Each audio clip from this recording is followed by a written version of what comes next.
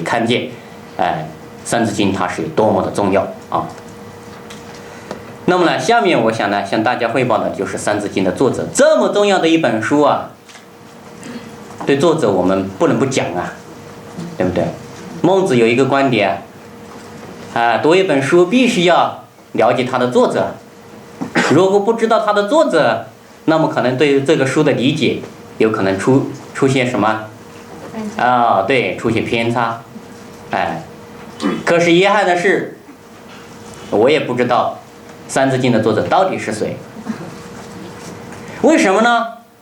我们现在目前流行的有关于三字经的作者有4种说法，涉及到3个人。第一个是南宋末期的欧世子，第二个是明代的李真，第3个呢是王逸宁王逸宁。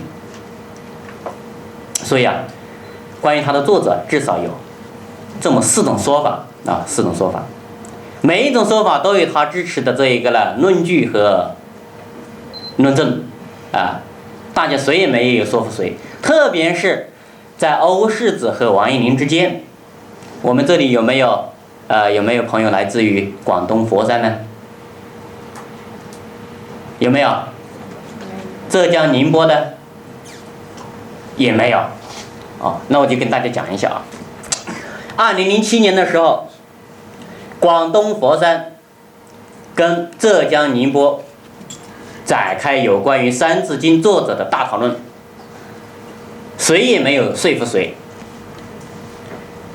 广东的佛山讲三字经的作者是我们佛山人欧世子。为什么呢？第一个，从广州的这个他的这个府志和这个顺德的县志里面记载的所有关于三字经的作者都是欧世子。对于这个史实资料，我们应该还是比较可信的，对不对？第二个，佛山人曾经有一位探花，也就是考试考了第3名的他曾经在为这个三字经他的这个做这个序的时候，就明确的写了三字经的作者是欧世子。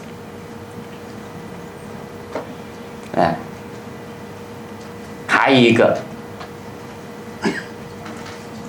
他们发现三字经用粤语读起来朗朗上口是不是非常的押韵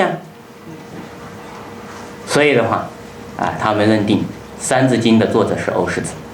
但是浙江宁波他不干了，你说你用粤语读起来很朗朗上口，我同样的我用我当地的方言读起来也是朗朗上口其实三字经无论用什么语言读起来都是朗朗上口，对不对？所以你这一条站不住脚。他还举了浙江宁波也举了几个例子。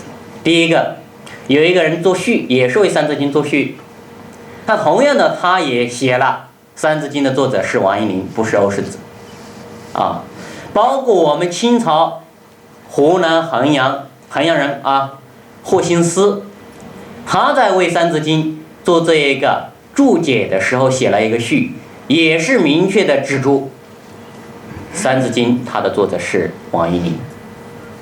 所以两边都有这一个论点和论据，谁也没有说服谁。在那里呢，最终争论了好久也没有一个结论。然后到2010年的时候浙江宁波的一位教授张汝安，他在看一本书的时候就看了一下，里面有一句话叫什么呢？他说这一本书呢是一本相当于家训的记录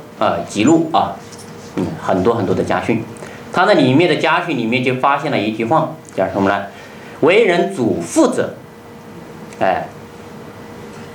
做长辈的应该呢要借一些好的老师去教育子女。刚开始的时候，初始应该读《三字经》等等等等等等。然后他就一下子就很高兴啊，哎呀，他就去查证，发现这个家训他是在了什么时候呢？南宋的中期。所以的话，他这一下子这个发现以后，就把《三字经》它的这个成书的年代又往前推了几百年。所以干脆大家谁也不争，欧世子和王阳明他们可能都是修订者，对不对？我们伟大的一本这个著作它的产生，基本上都是通过世代的人不断的在原有的基础上修订啊，不断的在原有的基础上修订了润色共同完成的。所以呢，到目前为止啊，《三字经》它的作者，我也不知道我也不知道。但是它这么重要，我们作者都不知道，是个遗憾是个遗憾。那么刚刚讲了，广东佛山跟这个浙江的宁波他们的争呢，两个都是争呢，用当地的方言读起来都是朗朗上口啊，是不是？《三字经》它的这个语言的形式就注定了它读起来应该是朗朗上口的啊。三字一句，句子比较短小，形式又整齐，形式又整齐。所以这是它的语言。那么关于结构呢，主要是分为5个部分5个部分。那么大家手上都发了一个学习的资料。这5个部分呢，上面都有，我就不着重讲了今天重点的内容是什么呢？第4和第5个部分这也是我在《三字经》教学过程中呢，自己认为值得探讨和大家一起拿出来探讨的一些问题所以我在这里呢，今天把它放出来，和大家呢一起来交流一起来交流。那么我在这里把重点把握的这个字词呢，提了14个出来。那我们首先呢来看第一个孝于亲所当执的执所当执的执。因为当时我在教学的过程中呢，我也碰到这样的一个问题，什么问题呢？我在看别人的这个翻译的版本的时候我就觉得，就是说，要么就是没有把它把握住，要么呢就是讲的比较的含糊。虽然是那个意思，